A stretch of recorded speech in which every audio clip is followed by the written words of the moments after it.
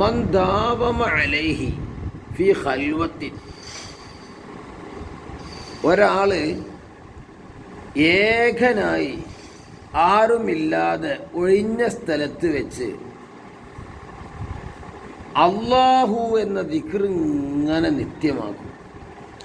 അതങ്ങനെ ബി അയ്യഖൂല അല്ലാഹ് അല്ലാഹ് അല്ലാഹ് അങ്ങനെ പറഞ്ഞ് അങ്ങനെ ചൊല്ലി ചൊല്ലി ചൊല്ലി ഹത്താ യഗ്ലിബ അലൈഹി മിൻഹു ഹാൽ, ഓന് എന്തൊരു ഹാല് വന്നു, ചൊല്ലിയിട്ടൊരു ഹരം വന്നു, നല്ലൊരു അവസ്ഥ വന്നു.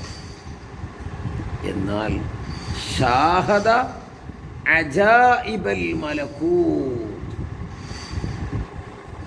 എന്താ ആലമുൽ മലക്കൂത്തിലെ അത്ഭുതങ്ങൾ അവന് കാണാം. കാണാത്ത ലോകത്തെ അത്ഭുതങ്ങൾ അവന് കാണാം. എന്താ വേണ്ടത്?